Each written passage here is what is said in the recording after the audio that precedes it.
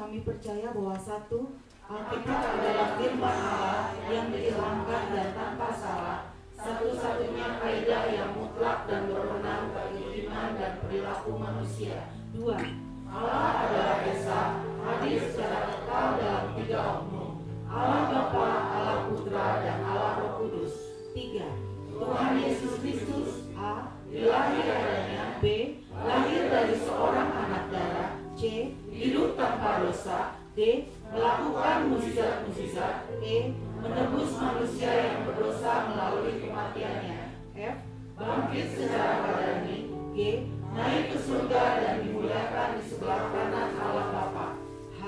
Akan datang kembali ke bumi dalam kuasa dan kemuliaan untuk memerintah dalam kerajaan 1000 tahun. 4. Oleh pelanggaran satu orang, Adam, dosa telah masuk ke dalam dunia dan maut oleh sebab dosa. Demikianlah maut telah menimpa semua orang karena semua orang telah berbuat dosa. 5. Keampunan dan penyucian dari dosa hanyalah melalui pertobatan dan iman kepada kuasa penyucian darah Kristus. 6. Pembaharuan yang dikerjakan oleh Roh Kudus mutlak perlu bagi keselamatan seseorang. 7. Percaya penebusan Kristus di atas salib menyediakan kesembuhan bagi tubuh manusia melalui doa dan iman. 8. Pengudusan dikerjakan oleh Roh Kudus yang mendiami orang percaya. 9. Baptisan Roh Kudus menurut Kisah Para Rasul 2 ayat 4 dikaruniakan kepada orang yang beriman yang memohon kepada Allah. 10. Pengangkatan gereja pada waktu kedatangan Kristus di awan-awan merupakan pengharapan yang bahagia bagi orang-orang percaya. 11. Kebangkitan tubuh bagi orang-orang percaya maupun yang tidak percaya, yang pertama untuk menerima hidup yang kekal dan yang kedua untuk menerima hukuman yang kekal. Misi: menjadi gereja yang sehat, kuat, dan relevan. Misi: gereja yang memfasilitasi penyehatan, penguatan jemaat, pengerja, dan hamba Tuhan. Mari silakan duduk kembali Bapak Ibu Saudara. Mari kita buka hati kita. Oh haleluya, haleluya, haleluya. Kami sembah,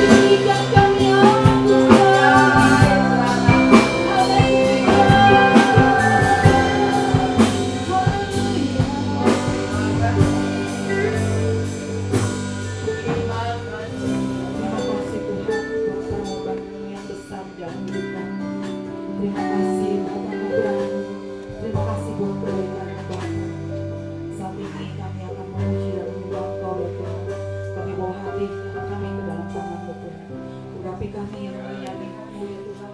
Berkati setiap jemaat yang datang ke tempat ini Tuhan. Kami yakin dan percaya Tuhan Engkau hadir di tempat ini. Terima kasih Bapak. Semua yang percaya katakan amin. Shalom. Sekali lagi saya undang semua untuk bangkit berdiri. Kita akan terus memuji Dia karena Dia kita punya hari esok yang berkata.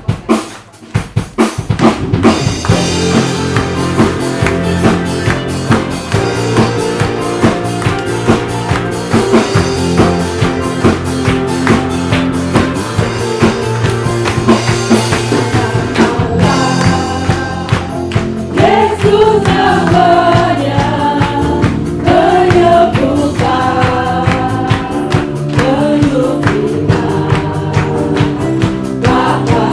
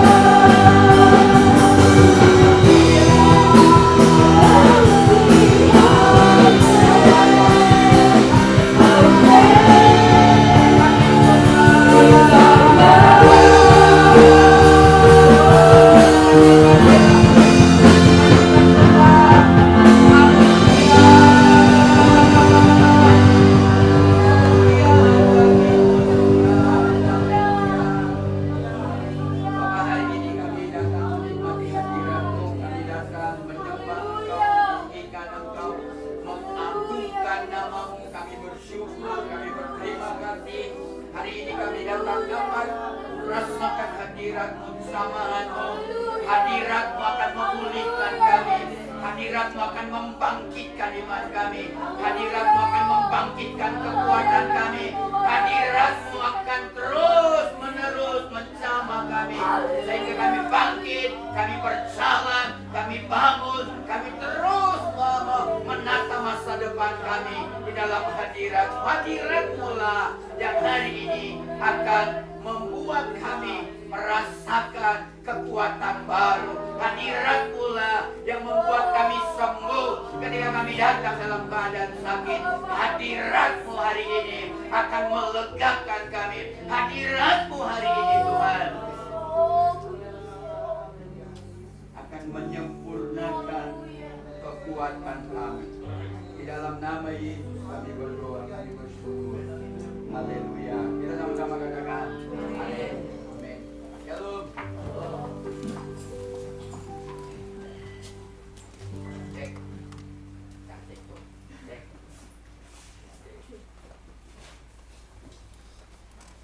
Cek.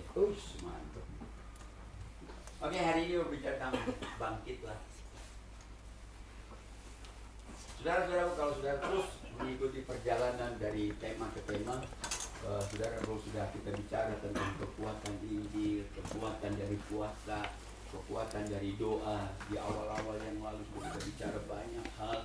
Saudara, harusnya bulan-bulan ini adalah bulan-bulan kemenangan sebenarnya, bulan-bulan sukacita, bulan-bulan di mana kita panen karena kita sudah memperoleh banyak hal, kita sudah tahu apa yang kita lakukan.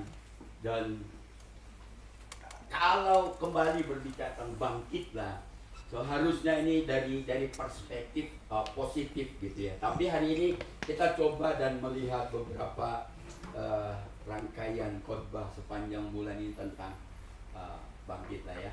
Saya akan mulai dari Amsal 24 ayat yang ke-16. Sudah dapat Amsal ke-24 ayat yang ke-16. Kalau saudara nggak dapat, lihat saja di layar, gede juga sih, saya sudah tadi lihat dari multimedia, agak sudah cukup gede. Kita baca sama-sama yuk, 2, 3 ya.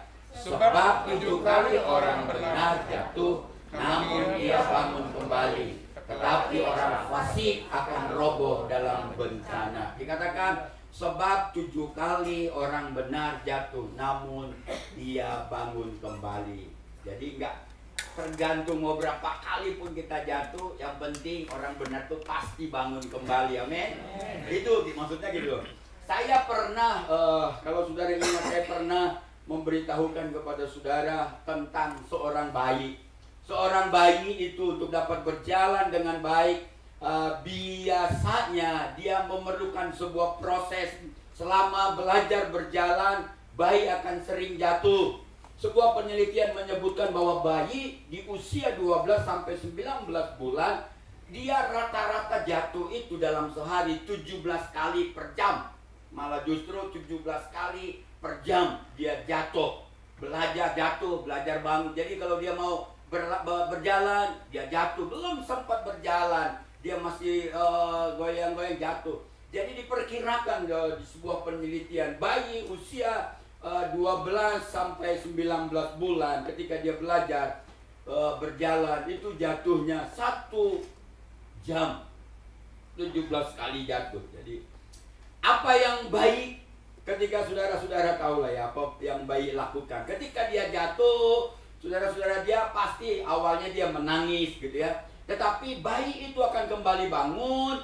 Ketika dia jatuh lagi, nangis lagi, kembali bangun, belajar lagi berjalan, berkali-kali dia jatuh, berkali-kali dia bangun dan bangkit kembali gitu ya. Sadarkah kita, saya mengatakan, kalau kita bisa berjalan, bisa berlari saat ini dengan sangat baik, adalah hasil waktu kita bayi, hasil dari berkali-kali kita jatuh, tapi juga berkali-kali kita bangun, berkali-kali kita juga belajar untuk berjalan. Jadi ingat, sejak dari bayi kita sudah pernah jatuh berkali-kali. Sudah pernah jatuh berkali-kali. Tetapi ingat juga berkali-kali juga kita bisa bangun atau bangkit. Jadi perkataan Amsal dari 24 ayat 16 bukanlah sesuatu yang baru bagi kita. Kita sudah alami sejak usia dari 12 sampai 19 bulan, saudara-saudaraku. Ini sudah kita alami. Kalau kita jatuh hari ini, kalau kita gagal hari ini, ingat, saat usia 12 sampai 19 bulan, kita sudah pernah mengalaminya berkali-kali. Yang kita lakukan dulu adalah saat kita jatuh, kita tetap bangun. Saat kita jatuh, kita tetap bangkit. Saat kita jatuh, kita tetap belajar berjalan. Dan akhirnya sampai hari ini, kita bisa dengan gagah berjalan. Bahkan sampai hari ini kita bisa berlari dengan hebat. Itu dimulai dari apa? Sejak kita berkali-kali jatuh, tapi berkali-kali juga bangkit dan berjalan. Jadi proses jatuh sudah kita alami sejak usia 12 bulan. Jangan saudara kaget kalau proses ini terjadi kembali di dalam kehidupan kita. Yaitu kita jatuh, tapi ingat 12 bulan usia kita dulu sudah pernah terjadi, tapi kita berhasil menghadapinya. Maksudnya gitu kan, ya. Oke, pesan apa yang Tuhan mau kita dengar, renungkan, lakukan, dan bagikan kepada orang lain dari Amsal pasal yang ke-24 ayat yang ke-16 ini? Pesan pertama saudara-saudaraku, saya mengatakan serohani apapun kita, sekuat apapun iman kita, kita tetap bisa jatuh. Kita tetap bisa gagal. Amin. Kita tetap bisa jatuh. Kita tetap bisa gagal. Dari ayat yang baru saya bacakan, yang kita bacakan sama-sama, kita mengetahui sekalipun kita dikategorikan sebagai orang benar, dikatakan kita ini adalah orang benar, orang yang takut akan Tuhan, itu tidak menjamin bahwa kita akan terus dalam hidup kita berhasil. Itu tidak akan menjamin kita akan terus diberkati, terus kuat, akan terus menang. Tetapi ada kalahnya kita jatuh, ada kalahnya kita gagal, ada kalahnya kita kalah di dalam hidup ini, saudara. Contohnya Musa. Allah, kalau saudara lihat, melalui Musa Allah membebaskan umatnya dari perbudakan Mesir. Kepada Musa Allah mempercayakan 10 hukum Taurat. Kalau saudara baca Ibrani pasal yang ke-11, Musa dicantumkan sebagai salah satu sebagai teladan iman. Kepada Musa lah Tuhan mempercayakan 10 mujizat. Kalau saudara tulah di dalam Mesir. Dalam Ulangan pasal yang ke-34 kita membaca bahwa Allah sendirilah yang menguburkan mayatnya Musa. Kalau saudara baca Ulangan pasal yang ke-34 ayat 10 dan ayat 12, kita diberitahu sejak itu tidak ada seorang nabi pun yang bangkit di Israel seperti Musa. Wow, dahsyatnya dia. Yang dikenal Tuhan dengan berhadapan muka dengan muka.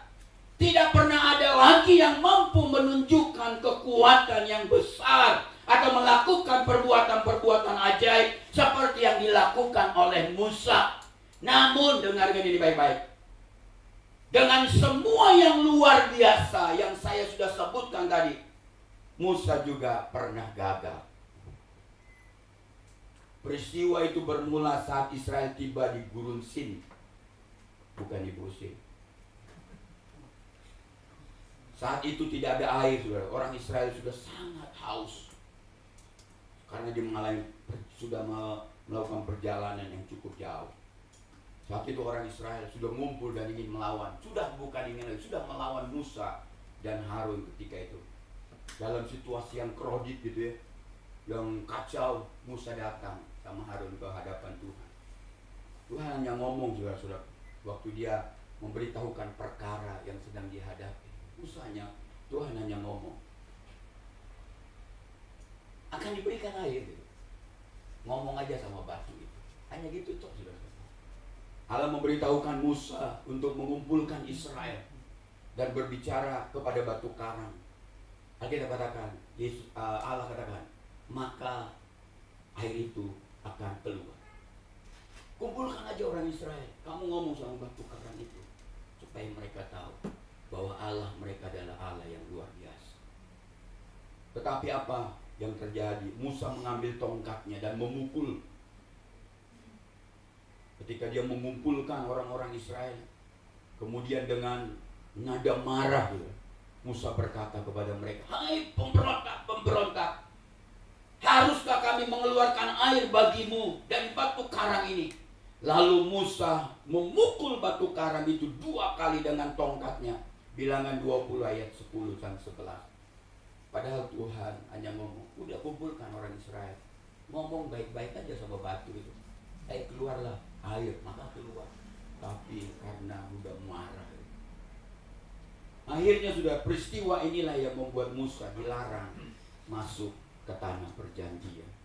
Ada kalanya gagal. Sehebat apa? Daud yang hampir menulis hampir seluruh dari kitab Mazmur, 70%, tapi pernah jatuh. Ada kalanya kita gagal, bisa jatuh. Saya katakan kegagalan, kejatuhan itu sangat dekat dengan orang-orang benar. Jadi saudara jangan berpikir ini terlalu jauh buat kita. Ini bukan untuk orang percaya, tapi ini buat kita. Karena Amsal 24 tadi mengatakan 7 kali orang benar jatuh. Yang membedakannya dengan orang fasik, ketika orang fasik jatuh itu hancur, tapi ketika orang benar jatuh, dia bangkit kembali, dia bangun kembali. Amin saudara. Jadi saudara harus berjaga-jaga dengan ini ya. Coba perhatikan saudara-saudaraku Amsal yang saya baca, yang kita baca tadi, Amsal 24 ayat 16. Sebab 7 kali orang benar jatuh. Kalau 1 minggu 7 hari, berarti kita bisa jatuh dalam seminggu setiap hari. Itu artinya kita bisa jatuh tidak hanya 1 kali, tapi berkali-kali. Itu orang benar gak apa-apa, saudara-saudara. Apakah kita gagal? Kalau saudara saya mengatakan, jadi itu bayangkan juga, kita bisa berkali-kali jatuh. Itulah sebabnya setiap kita dari yang ada di ruangan, setiap kita yang ada dalam ruangan ini pasti pernah gagal, pasti pernah jatuh. Ya, setiap kita sekali lagi pernah saudara-saudaraku yang namanya gagal itu. Apakah kita gagal menjadi juara dalam sebuah pertandingan, gagal lulus ujian, gagal naik kelas, gagal menyelesaikan kuliah, gagal diterima bekerja di sebuah perusahaan yang kita impikan, gagal menjalin hubungan, gagal menjadi orang tua yang baik. Saya tahu, saya katakan, kegagalan itu tidak enak. Karena ketika kita gagal, pasti kita stres, ingin menyerah, ingin kecewa berat, dunia seperti runtuh. Biasanya kita menjadi rendah diri, kita mengurung diri, kita menarik diri dari pergaulan, dan kita menganggap diri kita seperti seorang pecundang saja kalau sudah gagal. Anak-anak muda itu sering begitu. Nanti di akhir pembahasan saya katakan orang-orang seperti ini adalah orang-orang yang dekat gantung diri. Kalau dia tidak bangkit, makanya harus bangkit. Bangkit. Anak-anak muda, bangkit. Kita memang saudara-saudara anak-anak muda dekat dengan kegagalan. Tapi saudara harus tahu bahwa Tuhan akan bersama dengan kita. Ya. Siapapun yang merasa, saya katakan ini, siapapun yang kau hari ini pagi-pagi ini merasa bahwa engkau sedang gagal, ingat, bangkitlah kembali. Bangkitlah kembali. Percayalah Tuhan kita Yesus Kristus masih tetap bersama dengan kita. Karena apa? Karena Alkitab mengatakan saudara-saudaraku di dalam Filipi pasal 4 ayat 13, segala perkara dapat kutanggung di dalam Dia yang memberi kekuatan kepadaku. Amin. Ketika engkau jatuh, ketika engkau gagal, ingat, segala perkara kejatuhan, perkara kegagalan saudara dapat, Paulus katakan dapat kita tanggung, saudara tanggung secara pribadi ini bicara di dalam Yesus yang memberi kekuatan kepada. Ini janji Tuhan. Ayo bangkit saudara. Ayo bangkit. Kan bulan yang lalu kita tahu ada anak pendeta, gembala sidang dari GSJA lagi bunuh diri di Bandung karena dia kuliah di Bandung. Pernah jadi anak BPD lagi. Jadi saudara-saudara itu kenapa? Karena waktu gagal, jatuh, dia nggak mau bangkit, hanya kecewa, marah, mengundurkan diri, gak mau berteman lagi, merasa sebagai seorang pecundang, merasa gak ada lagi harapan, merasa gak ada lagi solusi. Solusi terakhir adalah gantung diri, bunuh diri. Itu bukanlah bagian dari kita. Ayo bangkit, bangkit. Kalau saudara lihat di Roma pasal yang kelima ayat 3 sampai dengan ayat yang kelima dikatakan. Ini saya pecah karena tidak muat. Jadi saya pecah, saya persempit katanya saudara. Saudara mau lengkap baca di Alkitab saudara. Roma pasal 5 ayat 3 sampai 5. Kita malah bermegah juga dalam kesengsaraan kita. Ingat, kegagalan ketika kita jatuh itu dikatakan akan menghasilkan apa? Ketekunan, akan menghasilkan tahan uji, akan menghasilkan pengharapan.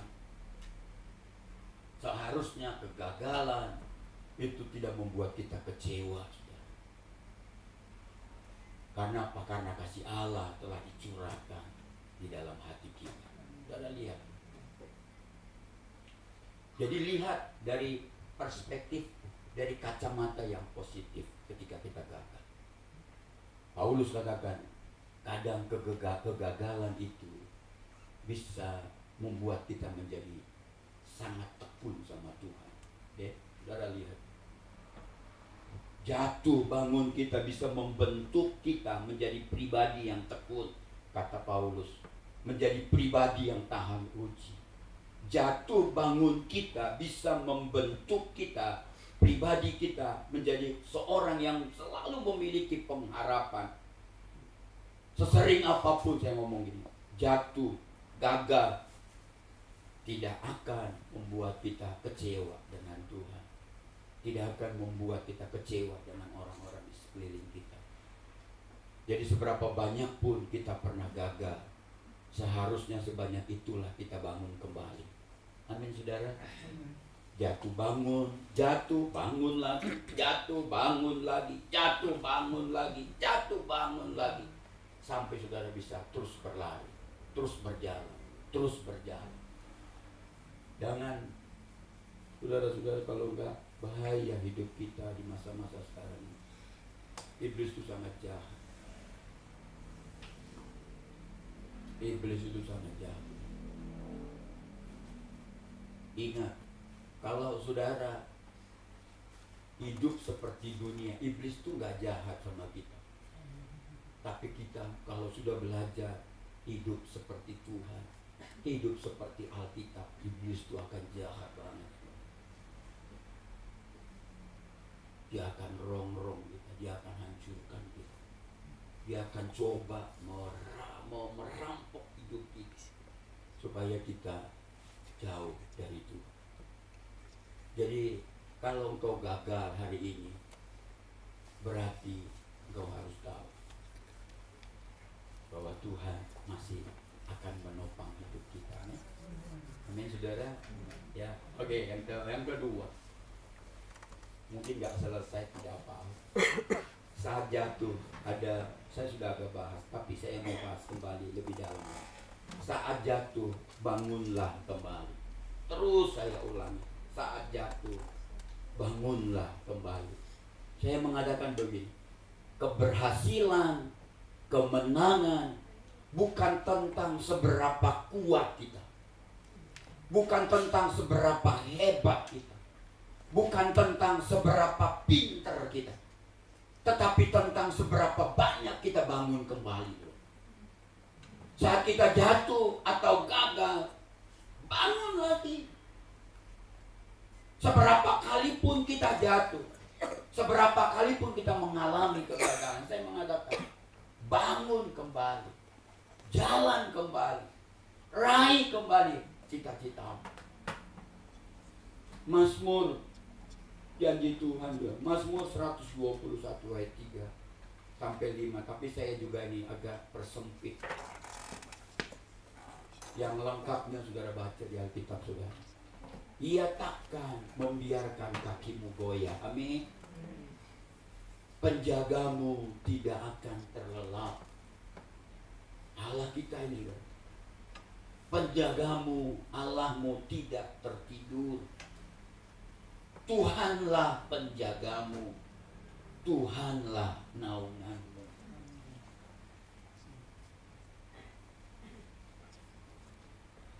Lihat Mazmur 37 ayat 24. Apabila ia jatuh, tidaklah sampai tergeletak, sebab Tuhan menopang tangannya. Kalau saudara sejajarkan dengan Amsal 24 ayat 16, saudara baru tahu mengapa orang benar jatuh 7 kali jatuh, tapi dia juga tetap bangun. Karena Mazmur 37 ayat 24 ini memberikan jawaban. Mengapa orang benar 7 kali jatuh, 7 kali juga bangun? Karena dikatakan orang benar itu ketika jatuh tidak sampai tergeletak, karena tangan Tuhan menopang hidupnya, menopang badannya, kalau mau menopang seluruh perjalanan hidup. Jadi ingat, kalau saudara jatuh, bayangkan, itu mah perkara kecil. Karena saya pernah jatuh di usia 12 sampai 19 bulan. Toh juga saya bisa lalu. Ayo saudara-saudaraku bangkit. Ayub, Yusuf, Daud, Daniel, Paulus adalah orang-orang yang pernah jatuh. Dalam artian mengalami kesukaran, mengalami penderitaan, mengalami kegagalan, mengalami keterpurukan. Namun tidak pernah Tuhan biarkan orang-orang ini jatuh tergeletak. Selalu tangan Tuhan menopang hidup mereka. Ayo, jangan pesimis, jangan bangun kata-kata pesimis. Karena saudara nggak bangun pun, orang-orang sudah berkata-kata tentang dunia ini, tentang hidup mereka, tentang hidupmu, hal yang pesimis. Udah yuk bangkit gitu. Saya coba Abraham Lincoln, ini adalah seorang presiden Amerika yang ke-16, artinya itu sudah lama sekali hidup. Dalam sebuah situs ini saya baca situsnya, biografinya sudah. Tahun 1831 ia seorang pemuda yang bangkrut. Dia bangkrut dalam usahanya. Setahun kemudian ia kalah dalam pemilihan dewan tingkat lokal. Kalau ini DPRD gitu ya. Tahun berikutnya dia bangkrut lagi, udah mulai bangun lagi usahanya, dia bangkrut tahun berikutnya. 2 tahun kemudian istrinya meninggal. Tahun kemudian ia hampir masuk rumah sakit jiwa. Tahun 1837 ia kalah dalam sebuah kontes pidato. Lalu 3 tahun kemudian ia kalah dalam pemilihan anggota Senat. Itu DPD kalau sekarang di konteks kita. Dan kalah lagi untuk duduk di anggota Kongres. Itu DPR, anggota DPR. Tahun 1842. Dia gagal lagi ketika mencoba tahun 1848. Dia gagal lagi ketika dia coba 1855. Dia terus maju walaupun gagal menjadi calon. Dia pernah gagal juga menjadi calon wakil presiden. Gagal terus. Coba bayangkan. Dari tahun 1831 sampai tahun 1858 itu gagal terus.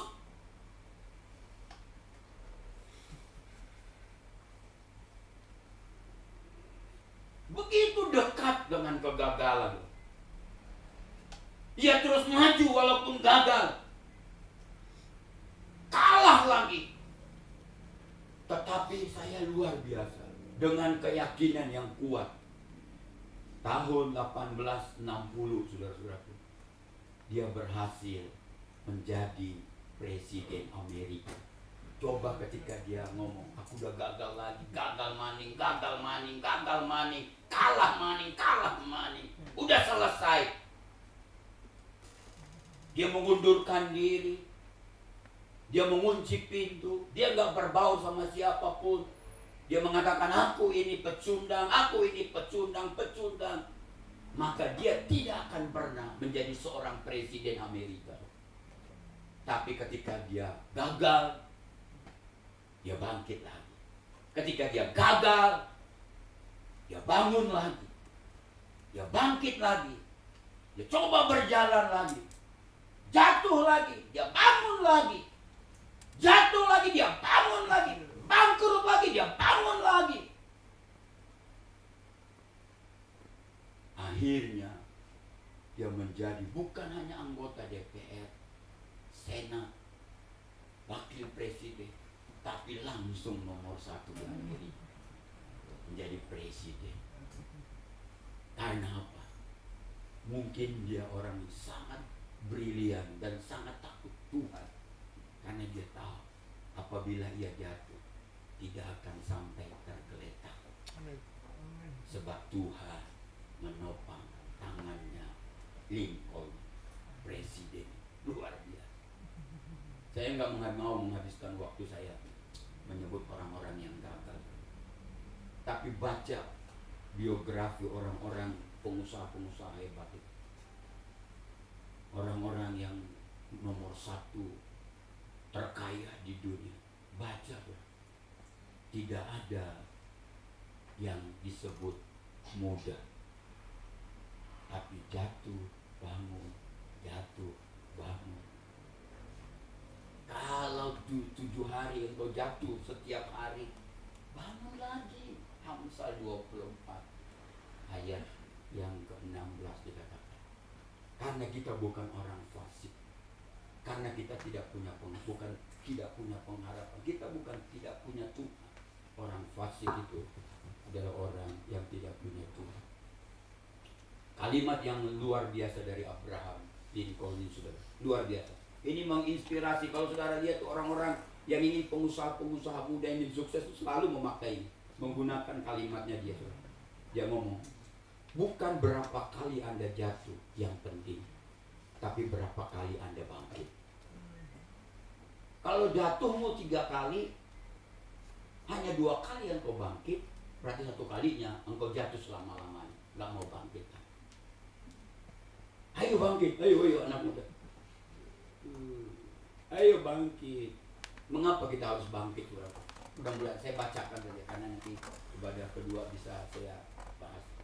Mengapa kita harus bangkit? Lihat, saudara, ada beberapa alasan dari Amsal 24. Saudara bisa baca. Yang pertama dikatakan, kalau engkau tidak bangkit, itu akan membuat selama-lamanya kekuatanmu jadi kecil. Pikiranmu jadi cetek. Hatimu jadi kerdil. Dikatakan Amsal 24 ayat 10. Jika engkau tawar hati pada masa kesusahan, jika engkau tawar hati ketika engkau jatuh, Jika engkau tawar hati ketika engkau gagal, jika engkau tawar hati ketika engkau nggak diberkati, kecil jadinya kekuatanmu. Dikatakan, ketika Anda sudah jatuh, gagal, tetapi tidak bangkit, itu akan mengecilkan kekuatanmu. Ketika kekuatanmu kecil, itu akan membuat engkau putus asa. Ketika kekuatanmu menjadi kecil, itu akan membuat engkau ingin menyerah, kecewa berat sama orang lain, sama Tuhan. Engkau akan melihat dunia ini sepertinya sudah runtuh di hadapanmu, menimpa engkau seorang diri. Engkau menjadi rendah diri, engkau akan menjadi mengurung diri, nggak mau bersama-sama dengan orang lain, nggak kumpul lagi dengan orang lain, nggak kumpul lagi dengan teman-temanmu, karena engkau merasa bahwa engkau adalah seorang pecundang, seorang yang kalah, seorang yang nggak punya apa-apa, seorang yang minder, dan bla bla bla bla bla yang lainnya, saudara. Saya mau katakan kepadamu, kalau engkau sudah kecil kekuatanmu, dengar ini, karena engkau tidak mau bangun dan bangkit. Ini dekat, saudara-saudaraku, dengan ajakan iblis. Ayo bunuh dirimu saja, ayo matiin diri, ayo selesaikan, ayo ambil nyawamu, buang saja dengan sia-sia. Ayo bangkit, ngeri. Lebih ngeri lagi yang kedua.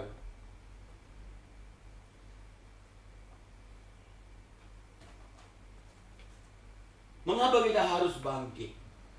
Ayat 27, selesaikanlah pekerjaanmu, siapkanlah itu di ladang, baru kemudian didirikanlah rumahmu. Lihat, pagi ini Tuhan meminta kita, usaha apapun yang sudah kita mulai, bisnis apapun yang sudah kita kerjakan, selesaikanlah. Tugasmu bukan memulai saja, tapi harus menyelesaikannya. Orang benar tuh ngomong gitu. Awalnya dia katakan 7 kali orang benar jatuh dan selalu bangun. Engkau tahu alasannya, karena Tuhan menopang hidup kita, karena Tuhan menopang hati kita, menopang jiwa kita, menopang tubuh kita, menopang apapun yang namanya. Dia topang supaya engkau tidak tergeletak, supaya engkau bisa bangkit lagi, supaya engkau bisa bangun lagi, supaya engkau bisa berjalan lagi, supaya engkau bisa meraih harapanmu dan cita-citamu. Anak-anakmu, dengar ini baik-baik.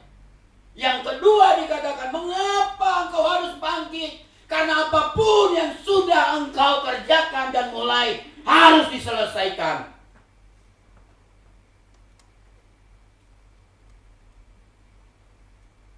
Sekalipun kita gagal di sana sini, tugas kita bukan hanya memulai.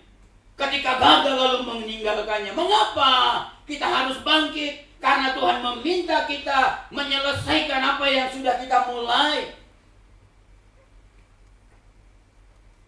Bangun, berbangkit. Yang ketiga, mengapa kita harus bangkit? Lihat ayat yang ke-34. Ngeri banget nih.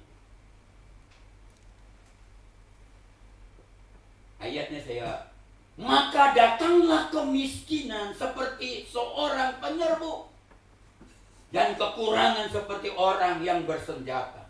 Ada bahaya yang mengerikan menanti kita kalau kita nggak bangkit, saudara.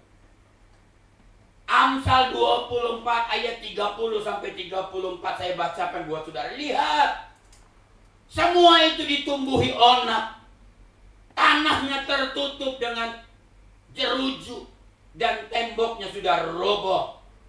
Aku memandangnya, aku memperhatikannya, aku melihatnya dan menarik suatu pelajaran, menarik sebuah kesimpulan. Dia katakan, tidur sebentar lagi, mengantuk sebentar lagi, melipat tangan sebentar lagi, lalu tinggal berbaring. Maka datanglah kemiskinan seperti seorang penyerbu, dan kekurangan seperti orang yang bersenjata. Orang tidak mau bangkit. Amsal mengkategorikannya, dengar ini, kalau engkau tidak mau bangkit, tidak mau menyelesaikan apa yang sudah engkau mulai, Amsal mengkategorikan engkau seorang pemalas. Tetapi ini belum seberapa, saudara-saudaraku.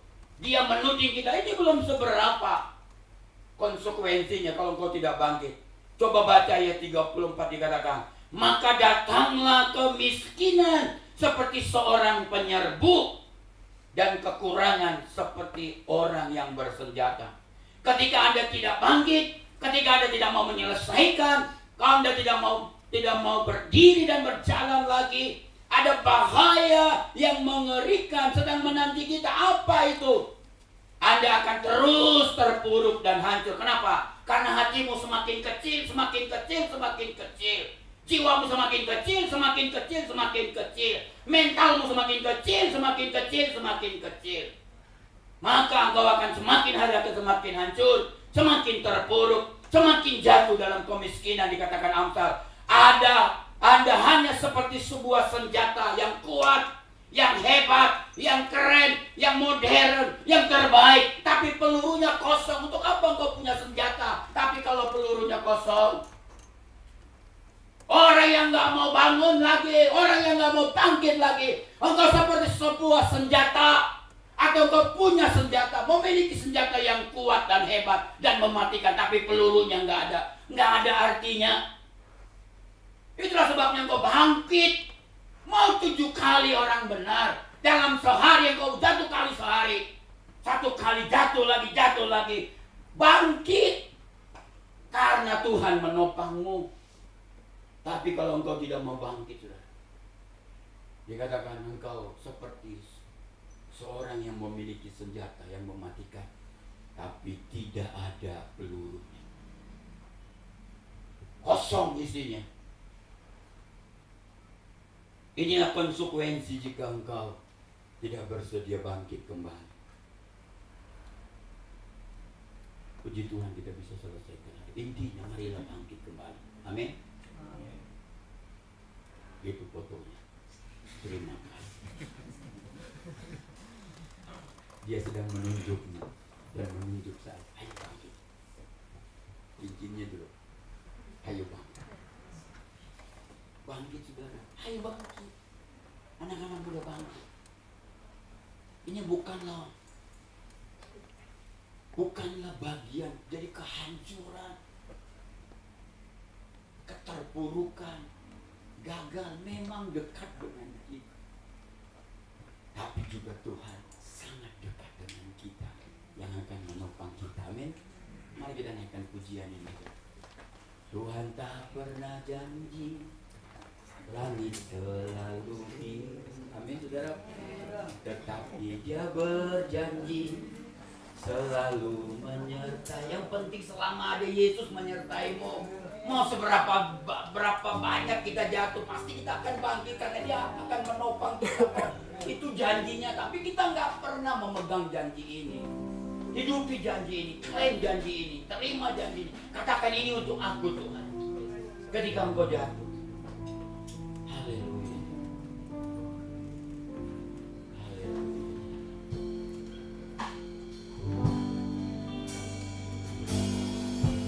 Tuhan tak pernah janji langit selalu biru, tetapi Dia berjanji selalu menyertai.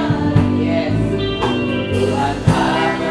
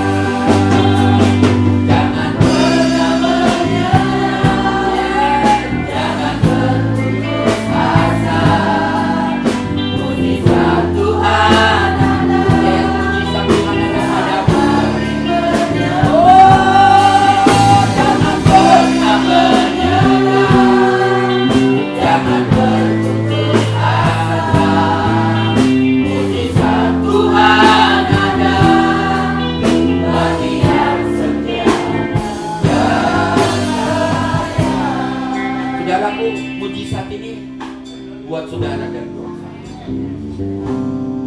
Kekuatan Tuhan buat saudara dan buat saya. Ayo, dikatakan jangan putus asa, jangan menyerah. Memang Tuhan gak selalu berkata bahwa jalan kita rata dan lurus. Dia gak selalu berkata bahwa kalau kau butuh hujan, dia kirimkan hujan. Kalau kau butuh panas, dia kirimkan matahari. Tidak selalu. Ada kalanya sebaliknya yang terjadi dalam hidup itu. Ketika kita butuh hujan, dia kirimkan terik matahari. Ketika kita butuhkan terik matahari, malah justru dia kirimkan hujan. Tapi dalam keadaan yang seperti itu, dia katakan jangan menyerah, jangan putus asa, karena mujizat terjadi dan menjadi milikmu ketika engkau tidak pernah putus asa. Ketika engkau jatuh, bangunlah kembali. Ketika engkau jatuh, bangunlah kembali. Ketika engkau jatuh, bangkitlah kembali. Ketika engkau jatuh, bangkitlah kembali. Ketika engkau gagal, bangkit kembali. Berjalan kembali. Mari saya undang saudara berdiri bersama-sama. Kita naikkan pujian ini sekali lagi. Nanti saya minta, setelah kita naikkan pujian ini, saya minta petugas Tuhan tak pernah janji, langit selalu biru, tetapi dia berjanji selalu menyertai. Tuhan tak pernah janji, jalan selalu rata, tetapi dia berjanji berikan keluaran.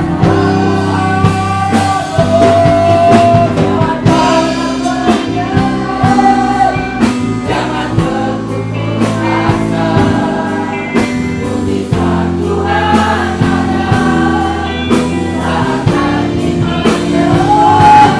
Jangan pernah menyerah, jangan berputus asa, mujizat Tuhan ada bagi yang setia percaya. Jangan pernah menyerah, jangan berputus asa, mujizat Tuhan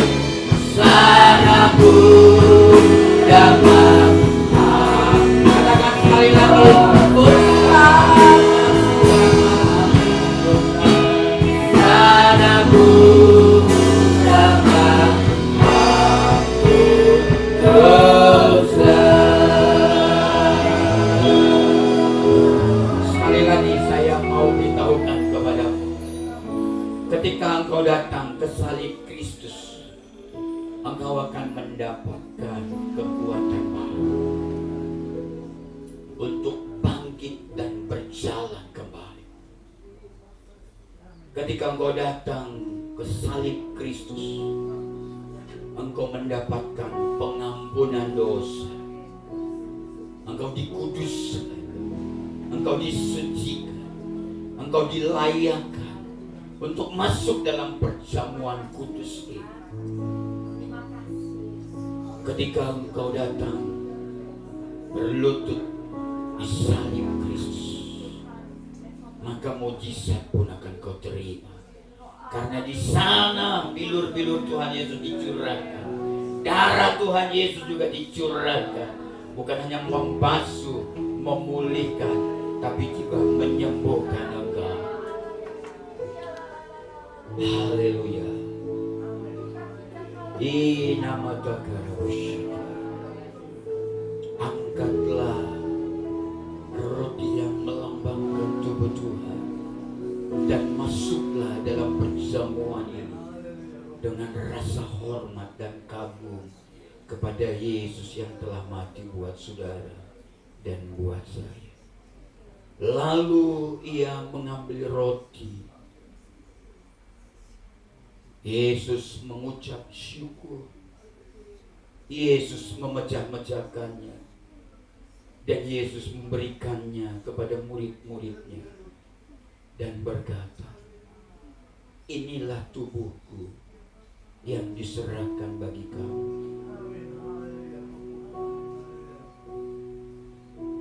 Perbuatlah ini menjadi peringatan akan aku. Hari ini dia serahkan tubuhnya, dia berikan kepada saudara untuk mengingat betapa hebat dan dalam kasihnya kepada. Mari kita memakannya di dalam hati.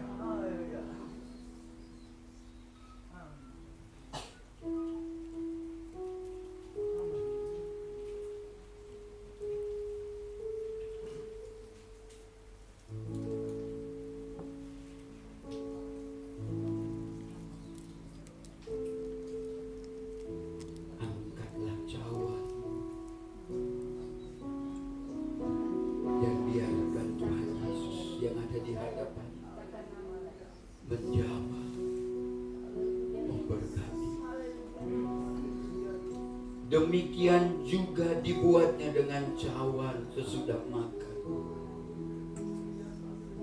Ia berkata, cawan ini adalah perjanjian baru oleh darah yang ditumpahkan bagi kamu.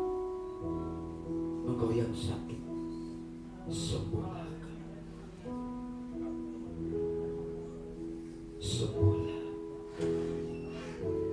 Pulihlah. Di dalam nama Yesus, mari kita meminumnya.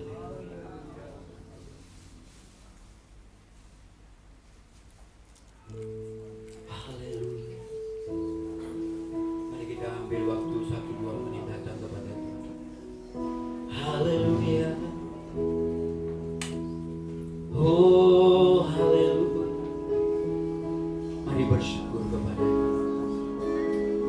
Mari bersyukurlah. Buka suaramu, buka suaramu. Haleluya, haleluya, haleluya. Kami sembah. Terima kasih. Terima kasih. Angkatlah tanganmu di hadapan Tuhan. Tuhan akan menyempurnakan berkat-Nya atas hidupmu.